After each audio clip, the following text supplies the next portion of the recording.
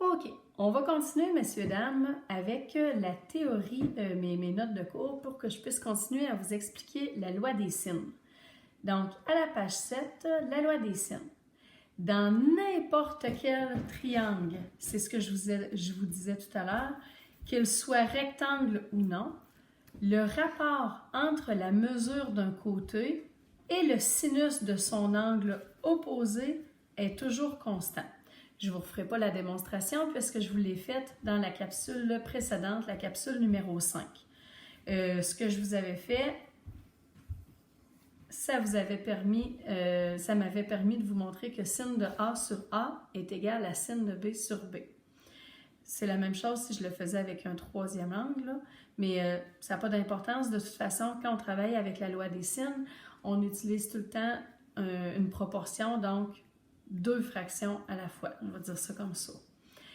À noter, pour trouver un côté ou un angle dans un triangle quelconque, j'établis une, c'est le mot que je viens de dire, proportion, c'est-à-dire que je fais égaler 2 rapports et non 3. OK, oui, excusez, je ne m'en rappelais pas. C'est parce que la loi des sines, on l'énonce tout le temps avec une égalité de 3 rapports. Donc, j'en fais égaler 2, puis j'isole la valeur recherchée. Donc, on va commencer par ce que je vous ai montré tout à l'heure, la recherche d'un côté. Que ce soit pour trouver un côté ou pour trouver un angle, pour utiliser la loi des sines, je vous l'ai dit, ce que ça prend un côté, son angle opposé, plus une troisième mesure. Donc, si je cherche un côté, dans un triangle quelconque, ça me prend un côté plus son angle opposé, puis le troisième élément dont j'ai besoin, c'est l'angle opposé au côté recherché. Je ne referai pas le numéro A puisque je l'ai fait tout à l'heure avec vous. Je vais passer tout de suite au numéro B. Donc là, nous autres, ce qu'on cherche ici, c'est la valeur du côté AB. Je vais écrire X puisque c'est celui que je cherche. Première des choses, je m'assure tout le temps d'avoir la mesure de un angle avec son côté opposé. Je suis correct, je l'ai ici. Parfait, je peux utiliser la loi des sines étant donné que j'ai une troisième mesure. Moi, mon premier rapport, je prends toujours, c'est une habitude, là, je prends toujours la paire d'éléments que je connais. Donc, je commence toujours avec ça.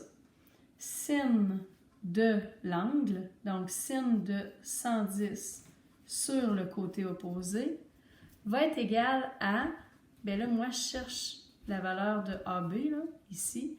Donc, l'angle opposé, c'est 38.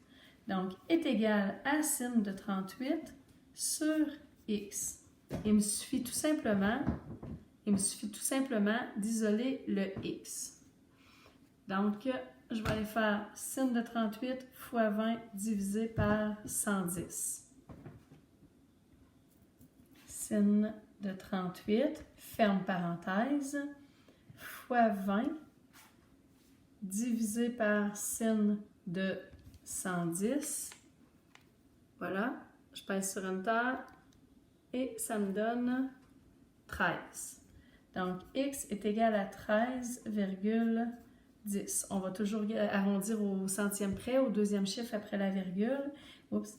Ici, je suis en centimètres. Encore une fois, il faut que je valide. Est-ce que ça a du bon sens? Bon. Ici, j'ai 20. Ça, c'est 13. Ben, coudonc. Ça se peut. Juste pour dire, j'aurais dû prendre moins de place, je pourrais me pratiquer, puis aller chercher la mesure du côté CB. C'est la seule mesure que je n'ai pas. Je vais l'appeler Y. Là, je vais attirer votre attention sur quelque chose. Ce triangle-là, là, on le voit bien, Griff, que ce n'est pas un triangle rectangle. Sauf qu'il ressemble en titi, parce qu'ici, c'est 110 degrés, c'est quand même pas si loin de 90. Des fois, quand on n'est pas assez attentif et que ça nous démange d'aller utiliser la relation de Pythagore pour trouver la mesure d'un côté, surtout quand j'en connais 2. Tu sais, là, moi, j'ai ici mon 20. Là, je viens de trouver que ça mesure 13,10 et que ça serait si tentant d'aller faire y au carré plus 13,10 au carré est égal à 20 au carré, blablabla, et d'isoler le y, tant ça serait fini. Bien, ça va marcher, je vais obtenir un nombre, mais ce ne sera pas bon, ça ne fonctionne pas. La relation Pythagore, faites attention, elle ne fonctionne seulement que dans les triangles rectangles. Donc, ma seule alternative ici pour trouver la valeur de y, c'est-à-dire la mesure de BC, je suis obligée de refaire la loi des sines. Donc, je vais repartir comme tout à l'heure, sin de 110 sur son côté opposé va être égal à sin de A. Oh, je ne l'ai pas! Que vais-je faire? Donc, je n'ai pas la valeur de mon sinus, la valeur de l'angle de A, je n'ai pas le choix. Je retombe en première secondaire, où est-ce qu'on a appris que la somme des mesures et des angles intérieurs d'un triangle est de 180. Donc ça va souvent vous arriver, ce petit calcul-là. Je m'excuse pour ma gestion de l'espace. Mes élèves sont habitués. Donc, je vais aller faire 180 moins ce que j'ai déjà, c'est-à-dire 110 et aussi 38. Je pitonne 180 moins 110 plus 38 et ça me donne 32. Ça veut dire que la mesure de l'angle A est de 32 degrés. Parfait, je peux compléter ma loi des sines. C'est-à-dire que sin ici de 32 sur le côté que je cherche depuis tantôt, Y. Et là, j'isole mon Y. Donc, je reviens en deuxième secondaire. J'ai une proportion. Je veux trouver la valeur de Y. Je prends le terme du même bord de ma fraction. Je le multiplie en croix, d'où le produit croisé, et je divise par ce qui reste. Donc, je fais sin de 32 fois 20 divisé par sin de 110. Sin de 32, ferme parenthèse, fois 20 divisé par sin de 110 et ça me donne 11,28 cm. Est-ce que ça a de l'allure? Ben, en tout cas, il est plus court que le 13. Puis moi, je pense que ça a bien du bon sens. Donc, je viens de trouver une deuxième mesure de côté. Le numéro C, je vais vous le laisser faire. Puis, je vais pouvoir vous corriger par la suite. Je vais continuer, messieurs, dames, avec rechercher maintenant un angle. OK? Donc, si je veux rechercher un angle, ça me prend encore un côté, puis son angle opposé. Par exemple, dans le numéro A, j'ai un côté avec son angle opposé. Super. Puis, ça me prend le côté opposé à l'angle recherché. Fait que, par exemple, ici, je recherche l'angle A. Ça me prend son côté opposé. Est-ce que je l'ai? OK, yes! 18 cm. Quand je vais aller écrire ma proportion, ça va être pareil. C'est juste mon calcul qui va être un petit peu... va falloir s'appliquer un petit peu plus. Donc, sinus de 51 sur son côté opposé, 29, est égal à sin de A sur son côté opposé, 18. Donc là, ce que je voudrais avoir, c'est mon A. Mais crème bin, mon A, il est pogné avec mon sin. Donc, pour l'instant, je vais isoler le groupe sin de A.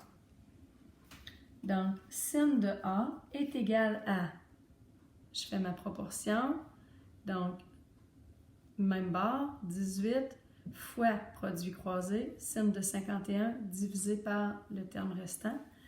Donc, 18 fois sin de 51 divisé par 29. Bon, pour l'instant, tout va bien. Est-ce que c'est sin de A qui m'intéresse? Oh que non! Ce n'est pas le sin de A, c'est le A tout court. Donc, ce qui me dérange, c'est le sin. Pour me débarrasser de quelque chose, je vais faire l'opération inverse. L'inverse de sin, c'est sin à la moins 1. Parfait. Je le fais ici. Sin à la moins 1 de ça. Oh, oh, oh! Je suis débalancée puisque j'ai fait une opération à gauche, mais je n'ai pas fait la même chose à droite. Je vais le faire à droite.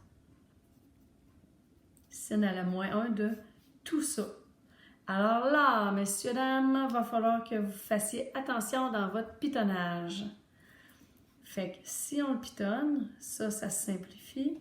Fait que ça me fait A est égal à, et là, il faut que je pitonne sin à la moins 1 de tout ça, là. 18 fois sin de 51 divisé par 29. Ça se peut que vous l'ayez bon du premier coup, ça se peut que vous soyez moins bon. C'est pas grave, c'est normal. Après, quand je vais trouver l'autre angle, je vais vous donner une autre façon, un petit peu moins rigoureuse, mais qui pourrait vous sauver la donne. Donc, je vais essayer de le pitonner d'un coup. Je vais aller faire sin à la moins 1 de... Moi, j'ai tout de suite une première parenthèse qui s'ouvre. Donc, 18 fois sin de 51. Moi, il y a encore une parenthèse qui s'ouvre. Celle-ci, je la ferme tout de suite parce que le 51 concerne seulement ce petit signe-là. Tout ça divisé par 29. Et là, je ferme ma parenthèse globale. Et quand je pèse sur Enter, c'est supposé fonctionner. Un petit peu. Fait que c'est supposé me donner un nombre plus petit que 90 degrés. Ça me donne 28,84. 28,84 degrés. Super. Ce que j'ai envie de faire, j'ai envie de vous montrer une deuxième façon qu'on aurait pu utiliser pour le pitonnage parce qu'il y en a qui n'aiment pas ça. Donc, je vais effacer. Ouais, je vais effacer ma réponse ici. Si vous avez été capable de le réussir comme je l'ai présenté la première fois, je vous encourage à le faire comme ça. Donc, ce que je vous propose de faire, c'est de pitonner. Un petit peu, là. Ouais. C'est que ici, ça va me donner A est égal et avant de faire le sin à la moins 1, on va aller pitonner ça, ce que ça donne. Fait que je pourrais faire 18 fois sin de 51 divisé par 29. Et là, ça me donne toujours un nombre plus petit que 1. Ce qui va être vraiment important si vous déciderez faire une étape intermédiaire pour ne pas vous mêler.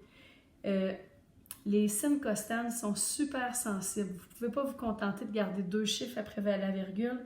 Votre réponse va être vraiment erronée. Puis moi, si vous me donniez une réponse erronée comme ça manquerait trop de précision. Je vous mettrais une erreur mineure. C'est pas chantitie. Fait que gardez un minimum de 4 chiffres après la virgule. Fait que je vais arrondir au 10 millième près. Fait que 0,482 et là j'arrondis 4.